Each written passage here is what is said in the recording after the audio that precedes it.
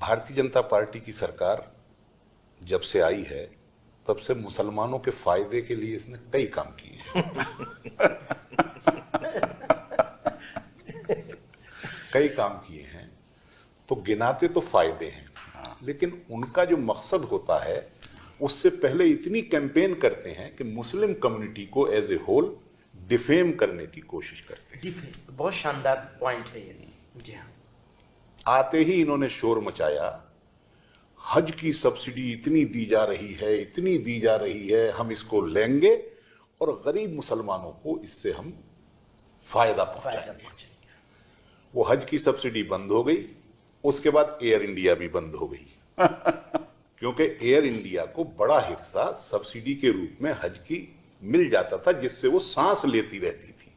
वो इन्होंने खींच लिया, बंद हो। मैं ये पूछना चाहता हूं, पार्लियामेंट में मेरे बोलने का समय बहुत कम था, इसलिए मैं पूछ नहीं पाया, वहां आपके माध्यम से पूछ रहा हूं। हज की सब्सिडी का जो लाखों करोड़ रुपया ये बताते थे, जो हज की सब्सिडी पे सालाना खर्च करते थे, 8 साल से बंद है, उसमें तो काफी पैसा इकट्ठा हो गया होगा। वो मुसलमानों के फलाह व बहबूदगी पे, उनके विकास पर, उनके उत्थान पर कहां कहां खर्च किया। बहुत अच्छा। दूसरा मसला, तलाक से साहब हम स्त्रियों को बहुत ज्यादा अधिकार देंगे, तलाक का कानून लेकर के आए। कानून से जो फायदा हुआ नहीं हुआ वो तो राजनीतिक, वो तो एक अलग बात है, वो तो एक अलग बात है, लेकिन कितनी तलाकें रुक गई और रेट में कितनी कमी आई, आज ये सरकार बताने के लिए तैयार नहीं है।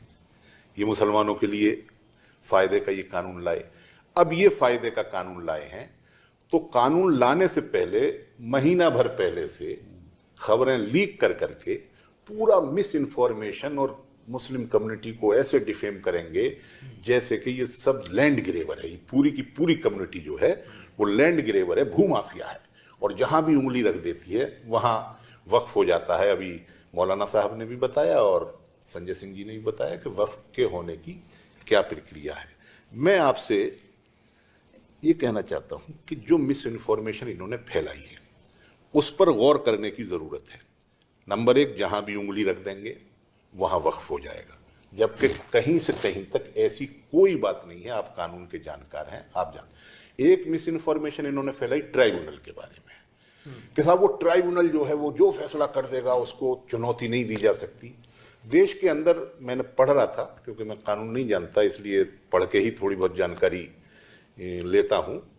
कहीं मुझे पता चला 40 ट्राइब्यूनल हैं, कहीं पता चला 70 ट्राइब्यूनल हैं, और उनमें से अनेक ट्राइब्यूनल ऐसे हैं जिनके निर्णय को चुनौती देने की वही प्रक्रिया है जो वक्फ के ट्राइब्यूनल की प्रक्रिया। और ट्राइब्यूनल तो छोड़िए सर, हमारे उत्तर प्रदेश में और देश में और प्रदेशों में भी होगा, एक परमानेंट लोक अदालत है।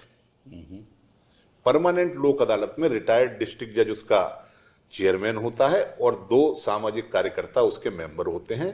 वो एक सीमा तक, अस्पताल से विवाद हो तो, बिजली से विवाद हो तो, फीस का विवाद हो तो, इस तरीके के सिविल मैटर्स को वो तय करते हैं। उनके फैसले को भी सिविल कोर्ट में चुनौती नहीं दी जा सकती, उसमें भी रिट में ही जाया जा सकता है, हाई कोर्ट में।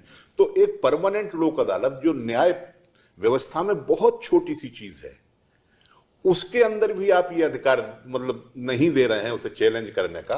तो वक्फा तो ये आस्थाओं से भी जुड़ा हुआ मामला है, धर्म से भी जुड़ा हुआ मामला है, बड़ी प्रॉपर्टी का भी मामला है, और फिर सामाजिक कल्याण के हेतु ये काम किए जा रहे हैं, इसका मामला है। फिर साथ में भी एक बहुत ही इंपॉर्टेंट चीज ये है कि ये ट्रिब्यूनल मुसलमान नहीं बनाते हैं। वही मैं कर रहा हूं। मैं अब दूसरी बात नहीं कह रहा हूं कि ट्राइब्यूनल बनता कैसे है।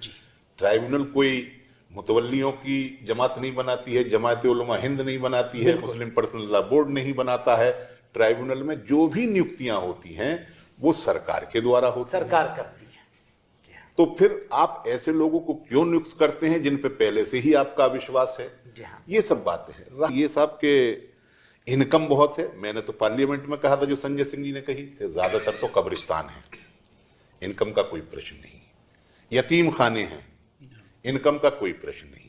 मदरसे हैं, इनकम का कोई प्रश्न नहीं। और सबसे बड़ी बात ये वक्फ संपत्ति जो होती है उसका मैनेजमेंट नॉन प्रॉफिट सिद्धांत पर होता है।